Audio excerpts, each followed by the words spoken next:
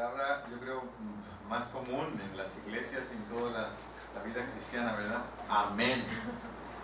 La mayoría de la gente la usamos, a veces la usamos para decir ok, ¿verdad?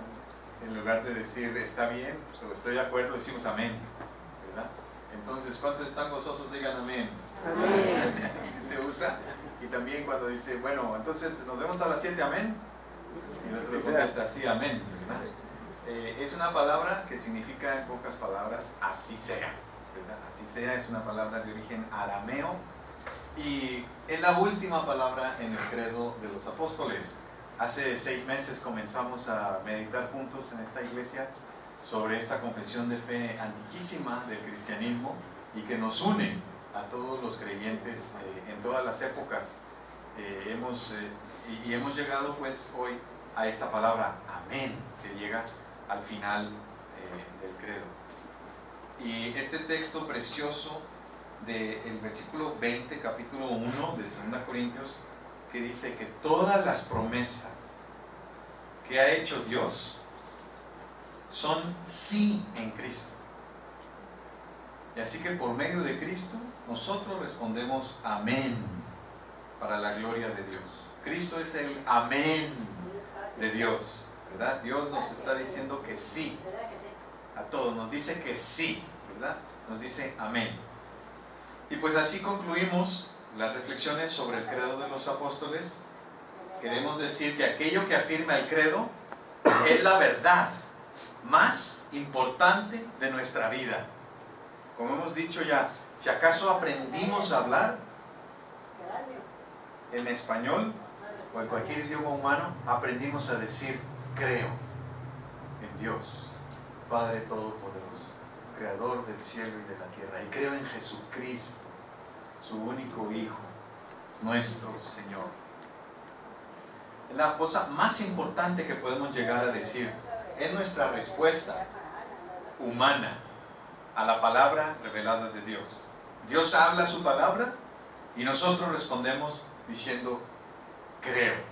Sí, creemos en el Padre Todopoderoso que ha enviado a su único Hijo Jesucristo, quien por su muerte y su resurrección nos ha dado la salvación. Y sí creemos en el Espíritu Santo, ese aliento de Dios para una iglesia en agonía, esa presencia de Dios en nuestra vida que nos sostiene, que nos hace recuperar la locura, ¿verdad? Nos hace recuperar la locura de Dios, la alegría de Dios, ¿verdad? Creemos en el Espíritu Santo, vivimos la comunión de los santos, disfrutamos la valentía, los pantalones de perdonar, ¿verdad? La valentía de perdonar, creemos en el perdón y también creemos en la valentía de pedir perdón. Creemos en la esperanza de la resurrección y gozamos ya de la vida eterna desde que conocemos a Jesús. Esos grandes temas del credo de los apóstoles, a todos les decimos amén. Pero ahora me gustaría guiar a la iglesia a pensar a qué le decimos como iglesia cuando decimos amén todos juntos. Y cómo nos unimos en un mismo sentir gracias a la fe expresada en el credo. ¿A qué le decimos amén? Yo quiero aquí proponer 4 cosas a las que le decimos amén. La primera, a la restauración de un ser humano. Le decimos amén. Cuando un hombre o una mujer se acerca a Cristo y se reconcilia con Dios, con su Creador, por la fe en Jesucristo, entonces, hermanos y hermanas, todo el trabajo de la iglesia tiene sentido. Todas nuestras actividades, todas nuestras estructuras, todas nuestras edificaciones, tanto materiales como también orgánicas, todo tiene sentido cuando un ser humano le dice que sí en su corazón a ese regalo de Dios en Jesucristo. Y entonces, siguiendo esa misma lógica, ¿verdad? que todo tiene sentido cuando un hombre o una mujer le dice que sí a Dios en Jesucristo, entonces todas nuestras hermosas catedrales, nuestros carísimos instrumentos musicales, nuestros coros excelentes, nuestras celebraciones tan espectaculares de culto solemne a Dios, no tienen ningún sentido si le negamos al prójimo la oportunidad de conocer a Jesús. ¿Me explico? Del mismo modo que aquellos fariseos en Juan capítulo 9. ¿Se acuerdan de ese capítulo 9 de Juan? Es un episodio precioso del Evangelio en el que un ciego de nacimiento es sanado por Jesús. Y después de haber sido sanado, el capítulo 9 de Juan es muy largo. Y el milagro de sanar al ciego de nacimiento ocurre luego, ahí nomás y todo al principio, ¿verdad? Y todo el resto del capítulo es como este ciego de nacimiento es pasado como una pelota de voleibol de un lado al otro de la cancha, ¿verdad? Porque lo traen de un lado a otro para averiguar primero si él era el que había sido realmente ciego, y traen a los padres para que den testimonio, y luego lo mandan llamar a él, que les explique cómo es eso que puedes ver ahora si eres ciego de nacimiento. Y entonces este pobre hombre está así, como digo, como una pelota de voleibol yendo de un lado a otro. Entonces llega un punto en que los fariseos, que eran las autoridades religiosas de la época, lo expulsan de la sinagoga. Y entonces es posible que los cristianos de hoy en día seamos tan estrictos y tan exclusivos en nuestras iglesias, en nuestros grupos, que cuando alguien es tocado por el amor de Dios, no podamos decir amén. Cuando alguien se acerca a Cristo y nosotros lo recibimos en la iglesia, no podemos gozarnos con que es restaurado por la fe. Nos parece que muchas iglesias son tan bonitas así como están, que no queremos que entre nadie más. Todavía resuenan en algunos rincones, ¿verdad?, de la iglesia donde yo me crié cuando era niño, las grandes discusiones que hubo en los años 70 para no permitir que entraran muchachos jóvenes que andaban en la calle a la iglesia. Y recuerdo como niño, yo tenía como unos 10 años, y en esa iglesia pasaron esos muchachos a cantar al frente, con sus pelos largos, con sus guaraches, con sus pantalones de mezclilla, apestando a sopo, y los que no, a pachuli, ¿verdad? Y con sus guitarras y sus panderos, y estaban cantando algo de Bob Dylan, yo creo, pero cambiado a versículos cristianos, ¿verdad? Y entonces era la onda. Y recuerdo ese día cuando las respetables damas de la iglesia se pusieron de pie e interrumpieron la canción y los sacaron, los hicieron a todos que se salieran. Y después en el lobby estaba aquella discusión acalorada de que si sí, de que si no, de que si le vamos a decir amén a la restauración de un ser humano o no. Es decir, nuestras iglesias son tan bonitas así que no queremos que entre lo sucio del mundo, lo cochino, lo que está desestructurado, el dolor, la carne viva de sufrimiento humano, que no entre. Aquellos fariseos del capítulo 9 de Juan expulsaron al ciego de nacimiento, al que había sido ciego, y él les dijo: yo no sé qué pensar de Jesús, tiene que venir de Dios. Y lo más maravilloso es que ustedes, fariseos, no saben de dónde salió, y a mí me abrió los ojos.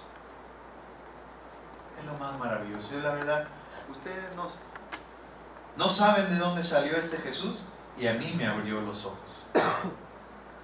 Por eso decimos amén Cuando un ser humano, pobre o rico, hombre o mujer, estudiado o iletrado, bien bañado o sucio, le dice que sí a Jesús y es transformado por ese poder de la gracia de Dios. Le decimos amén, ¿sí o no?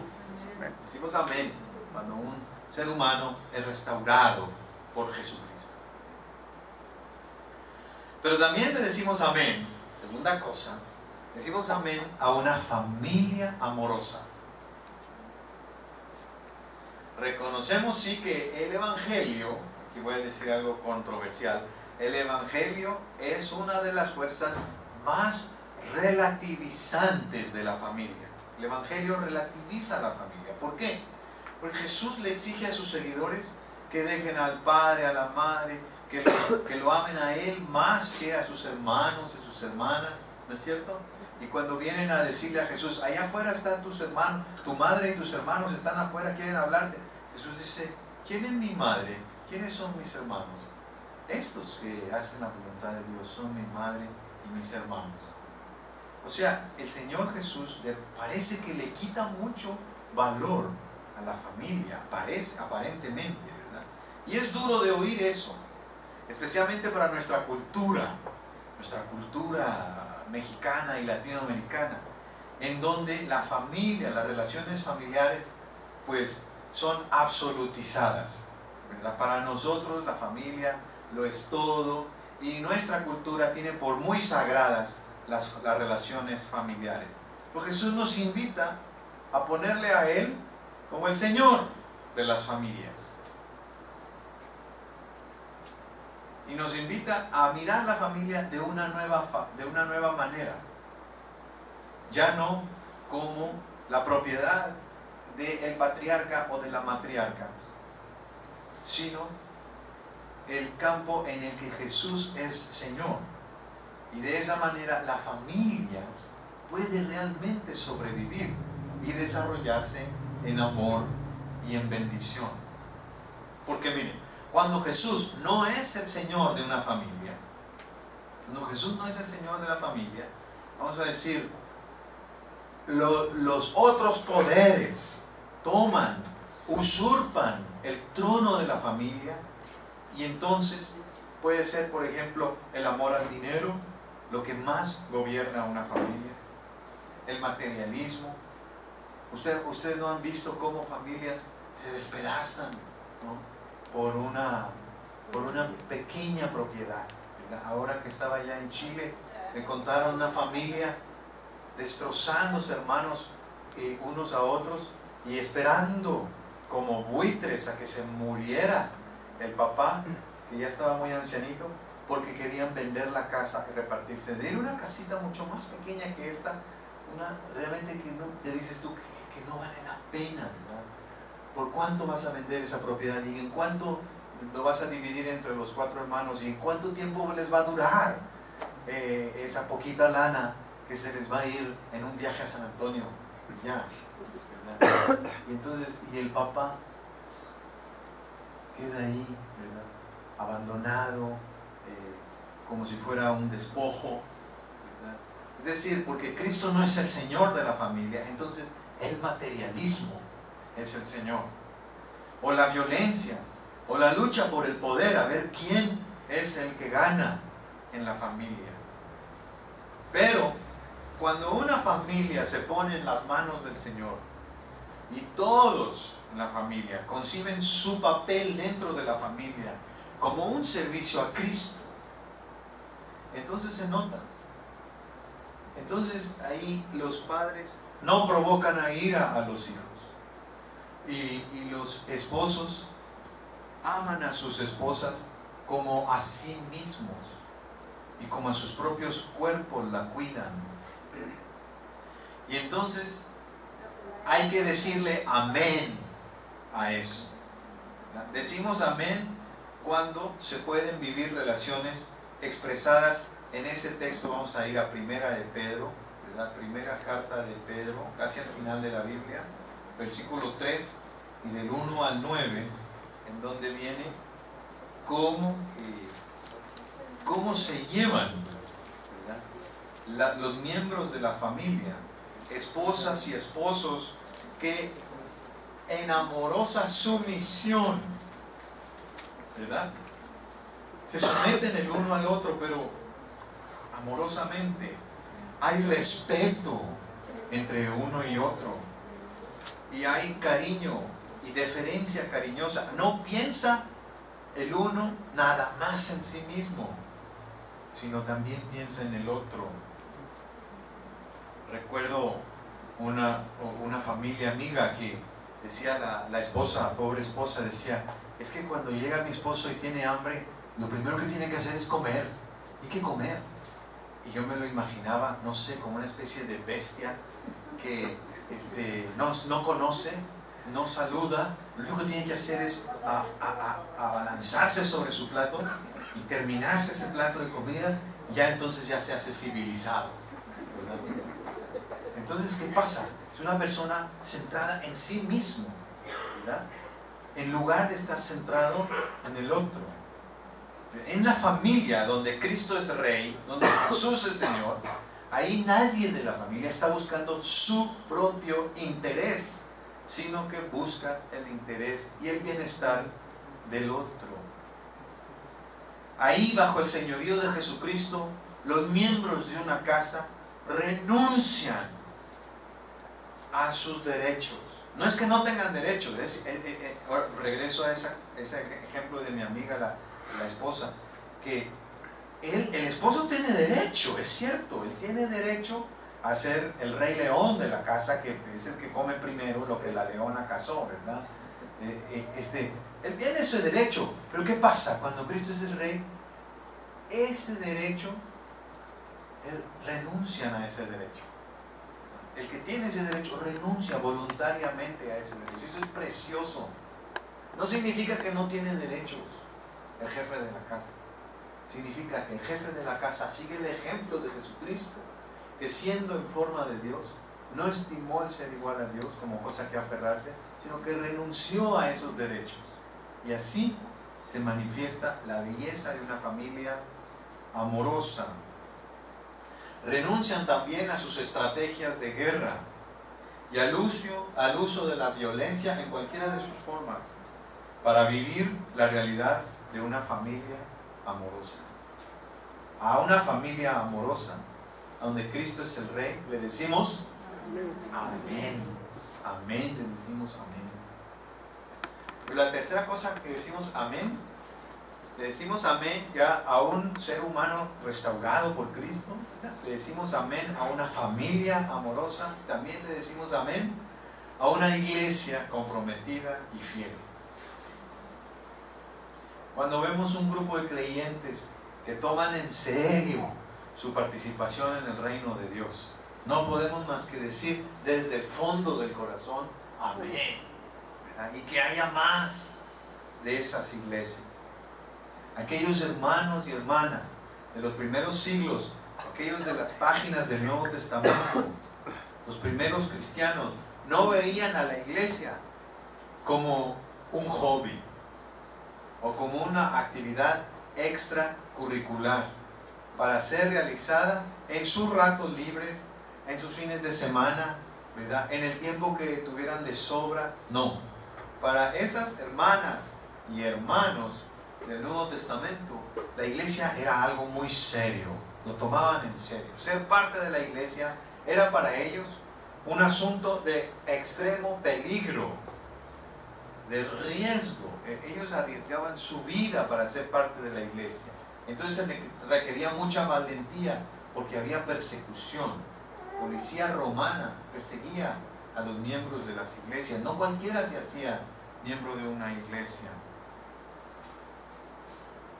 Era también una realidad que los ocupaba todos los días de la semana, a todas horas. No estaban ellos nada más como que en la iglesia, bueno, eso es lo que se hace el domingo en la mañana nada más. No, ellos le dedicaban toda su vida al reino de Dios, no solo lo que les sobraba en tiempo o en dinero o en esfuerzos. Así, por ejemplo, el apóstol Pablo se expresa de los filipenses en el primer capítulo de Filipenses. Le doy gracias a Dios siempre que me acuerdo de ustedes.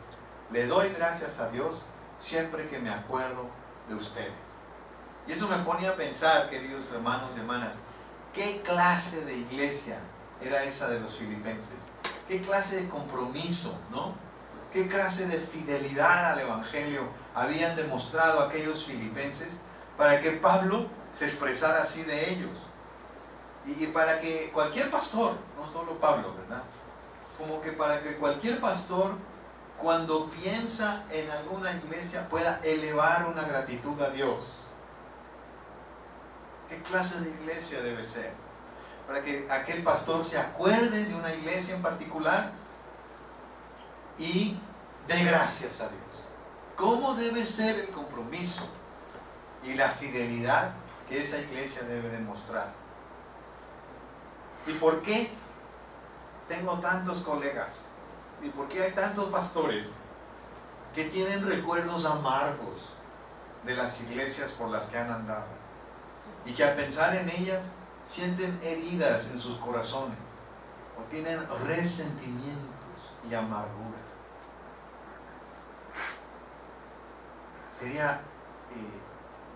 Sería mejor que los pastores, cuando pensamos, ¿verdad?, en esas iglesias, puedan decir: doy gracias a Dios siempre que me acuerdo de ustedes. Y le digo amén a esa iglesia. Una iglesia comprometida, una iglesia solidaria, una iglesia en donde las mujeres y los hombres son iguales, en donde los pobres y los ricos son iguales, y los de una raza y de otra raza son iguales. Una iglesia fiel a su papel en el reino de Dios. Yo creo que todos les decimos fuerte y nítidamente amén. ¿Sí o no? Bueno, ya voy terminando. Les dije que eran 4 cosas, ¿verdad? Le decimos amén a un ser humano restaurado por Cristo. Decimos amén a una familia amorosa. Decimos amén a una iglesia comprometida y fiel. Finalmente, le decimos amén a un Dios que no cambia en sus misericordias. Eso es lo más tremendo que decimos cuando afirmamos amén. Cuando sabemos que en Cristo Dios nos ha dicho que sí, y gracias a Cristo nosotros conocemos a Dios, y a ese Dios que conocemos por Cristo le vamos a decir amén. Un Dios que no deja de amarnos. Como cantamos hoy, sin dejar de amarnos. Bueno, ese es Dios que no deja de amarnos. Y para eso voy a referirme al drama de Job, que aparece ahí en el Antiguo Testamento, antes del libro de los Salmos. Está el libro de Job. Y es un drama. Job es un drama. Una muestra teatral del Israel de hace 3000 años, ¿verdad? Y en ese drama se ilustra un punto claramente. El personaje del drama, Job, después de haber perdido todas sus posesiones, haber perdido a todos sus hijos e hijas, y haber perdido también su salud, entonces, posesiones, hijos y salud, Job se sienta en un montón de ceniza a vivir su dolor. Y ahí está, en depresión. Como tenemos una alta población de psicólogos en esta iglesia, es la palabra técnica, ¿verdad? Job está deprimido, no quiere vivir, está ahí, nada más en medio de un montón de cenizas, sin comer, triste, ya ni llorar puede, está, tiene una, encima de todo le cayó como una sarna en la piel, en el cuerpo, entonces, sin dinero, sin posesiones, sin hijos y sin salud. 3 amigos, entre comillas amigos, vienen a consolarlo y se dedican a discutir con él para obligarlo a Job a que confiese, que diga cuál ha sido el pecado secreto el pecado oculto que ha provocado tanta tragedia en su vida. O sea, estos amigos pensaban que la cosa es tan sencilla como una máquina de Coca-Cola, uno mete el peso, los 10 pesos y sale la cola. Entonces, tú hiciste un pecado, te viene forzosamente la tragedia. La tragedia es producto automático, según ellos, del pecado. Entonces le quieren y le insisten, son 3 amigos, y va, el libro de Job va como en rondas, uno por uno de los 3 le obliga a Job a que diga cuál es su pecado. Y en cada una de las rondas, son como 3 rondas de 3, Job insiste que no, que él es inocente, que no hay nada, que quieren que diga, que rompió el boletito del camión, que hizo, que es tan malo que el otro día iba caminando y escupió. O sea, ¿por qué? ¿Qué quieren que diga? No tiene nada que confesar. Al contrario, dice Job, Dios es el que, sin explicación, se ha encaprichado conmigo, dice Job. Dios me ha puesto así como tiro al blanco, ¿verdad? Puso un tiro al blanco y ahí en medio del tiro al blanco me puso mi cara y me ha estado arrojando todas sus flechas. Dice Job, Dios antes me amaba, pero ahora me odia, dice Job. Esa es la conclusión a la que llega Job. Yo no es que tengo ningún pecado, es que Dios me odia, no sé por qué. No sé por qué ahora, antes me amaba y ahora me odia. Y entonces así están en esa lógica los amigos insistiendo que confiese, Job diciendo que no tiene nada que confesar, que tiene la culpa es Dios, y entonces no llega para ningún lado el drama. Cuando se agotan todos los argumentos de un lado y de otro, aparece un joven llamado Eliú, que con sus palabras reprende a los amigos de Job, pero también reprende a Job. Eliú afirma que Dios no cambia. Dios no cambia en sus misericordias. Y yo les invito a ver el versículo 10 del capítulo 34 de Job. Job 34:10. Es inconcebible que Dios haga lo malo, que el Todopoderoso cometa injusticias. Es inconcebible, dice Eliú. Capítulo 34, versículo 10. Lejos de Dios la maldad, lejos del Todopoderoso la injusticia. Ustedes saben que ahora estoy con una materia en el TEC que se llama Sistemas de Creencias y Globalización. En esta materia tenemos que revisar las grandes religiones del mundo y ver las posibilidades que tienen para la convivencia pacífica.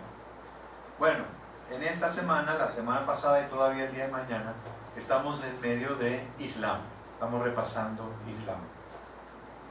Y es interesantísimo darnos cuenta que el Dios del Islam, o sea, Alá, puede hacer lo que quiera.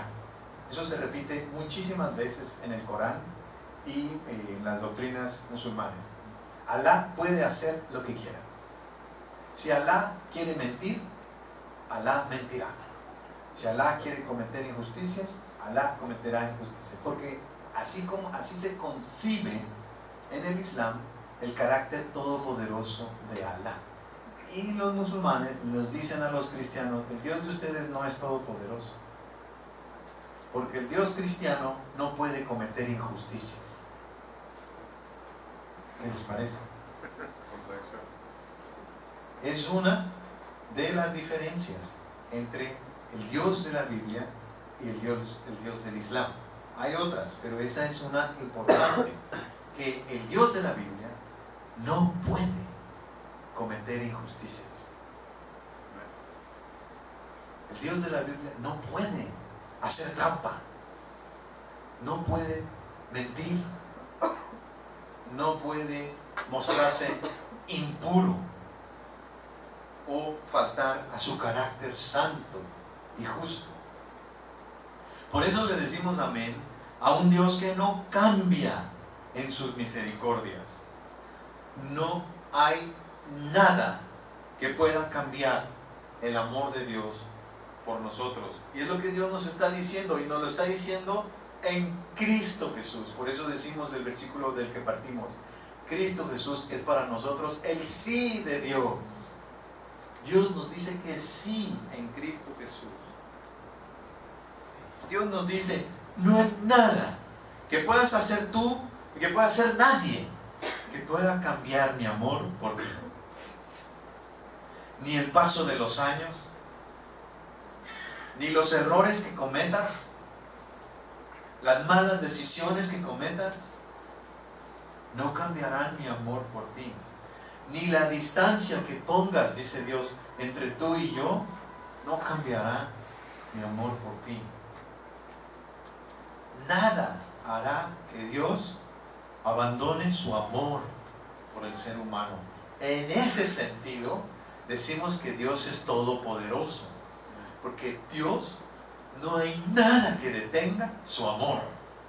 Y el grandísimo poder de Dios se utiliza para romper las murallas que nosotros como seres humanos le ponemos a Dios.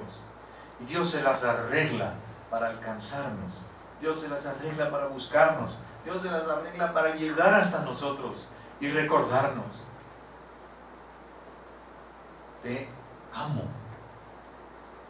Mi amor por ti no ha cambiado. A lo mejor sientes que hay cosas que han pasado en tu vida y que estás confundido y dices: ya Dios no me quiere. A lo mejor piensas como Job. Pues lejos esté del Todopoderoso la injusticia, y lejos de Dios la maldad. Dios no puede hacernos mal.